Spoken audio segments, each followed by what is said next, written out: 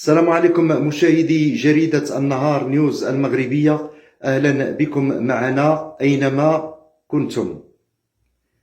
لازالت العصابة المتخصصة في النصب والاحتيال على أصحاب المحلات التجارية بمدينة الفقيه بن صالح كتنفذ العمليات ديالها بكل أريحية. وفق المعلومات اللي توصلنا بها ان كاين واحد العدول مدينه الفقيه بن صالح حتى هو تم النصب عليه، كما تم النصب على واحد المجموعه ديال المحلات التجاريه اللي من بينهم بارا فارماسي، بيع الملابس، يعني الجزاره، يعني عدد من الضحايا. ولهذا نجدد يعني واحد النداء ديالنا لاصحاب المحلات التجاريه باش انهم ياخذوا الحيطه والحذر من هاد العصابه اللي يعني المتخصصه في النصب والاحتيال على اصحاب المحلات التجاريه. طريقه مشاهدي جريده النهار نيوز المغربيه اللي كتنفذ بها هاد العصابه العمليات ديالها، يعني مني كيقصدوا شي محل تجاري من اجل تنفيذ العمليه ديالهم ديال النصب، كيمشي عنصر من افراد العصابه كيقول مول المحل التجاري راك الوالد ديالي راه كيعرفك، وهادي راه الوالد ديالي هو الحاج هو فلان وهادي علما بعد جمع المعلومات على هاد صاحب المحل التجاري، معلومات على الاسماء ديال الافراد الاقارب ديالو ولا من العائله ديالو ولا صحابو، كيقول له انا راه ولد فلان وكذا وهادي هو ندوزو لك في التليفون، راه وقعت لي واحد الحادثه وهادي وخاصني الفلوس انا ندوز لك الوالد.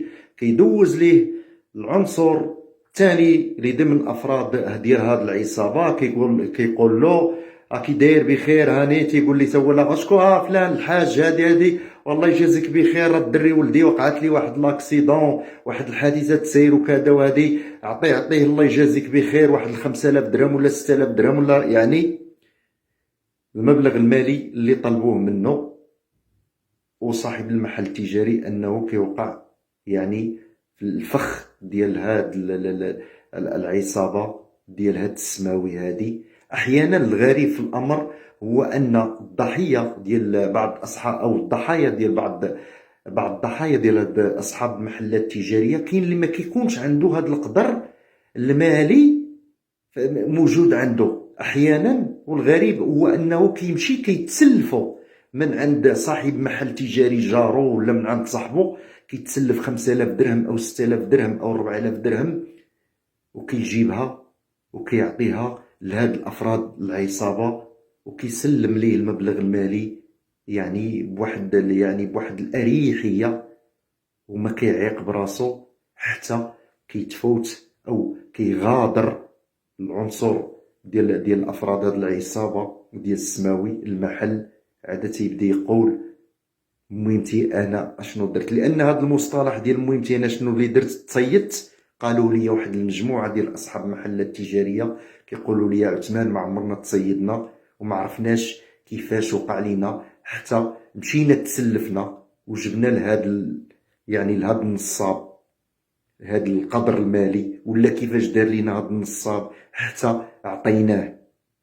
ولهذا نجدد النداء ديالنا وللمره الثالثه لاصحاب المحلات التجاريه باش ياخذوا الحيطه والحذر، واللي عنده شي اب ديالو كبير في السن ومقابل شي محل تجاري انه يعني يردوا معاه البال، لان كاين واحد السيد ربما اللي كيتواجد في قرب الضريح ديال الفقيه بن صالح اللي حتى هو بالدور ديالو نصبت عليه هاد العصابه. كاينه بارا فارماسي، كاين واحد المجموعه العشرات من الرسائل كتوصلني عبر الواتساب وكذلك عبر الفيسبوك. يقولوا لي عثمان راه هذيك العصابه اللي هضرتي عليها في الفيديو راه نصبوا عليا انا، داو لي 3000 درهم، داو لي 4000 درهم، داو لي 2500 درهم. الغريب في الامر هو ان يعني المصالح الامنيه تقاطرت عليها العديد من الشكايات بخصوص هاد الافراد ديال هاد العصابه اللي كتمارس النصب والاحتيال كيف ما قلت لكم بكل اريحيه بمدينه الفقيه بن صالح.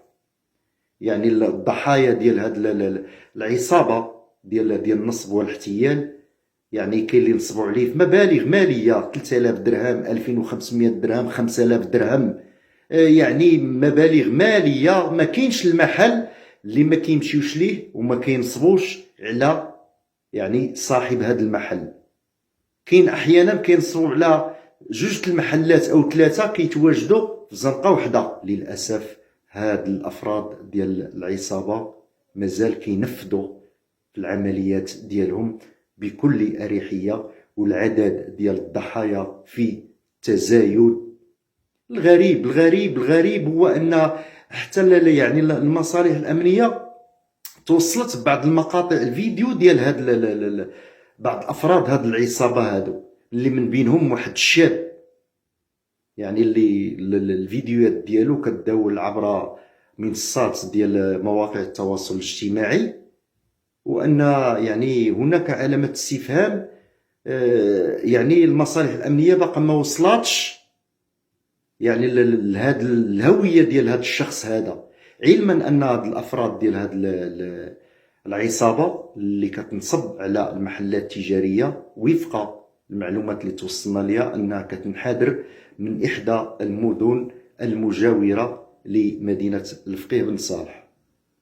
يعني وللمره التاليه نجدد النداء ديالنا لاصحاب المحلات التجاريه انهم باش ياخذوا الحيطه والحذر من هاد الافراد ديال هاد العصابه، لان رغم الفيديو اللي كنت يعني نشرته مؤخرا حول هاد العصابه ووجهت فيه واحد النداء لاصحاب المحلات التجاريه باش ياخذوا الحيطه والحذر، ولكن للاسف كاين اللي تيقول لي بانني تفرجت في الفيديو ديالك وعرفت بانني، ولكن هاد الناس جاو ونصبوا عليا ما عرفتش كيفاش داروا ليا. علما واش هاد العصابه انها يعني كتدخل في الاطار ديال النصب والاحتيال ديال السماوي، ولكن في مدينه الفقيه بن صالح ماذا يقع؟ عصابه تمارس عمليه النصب ديالها بكل اريحيه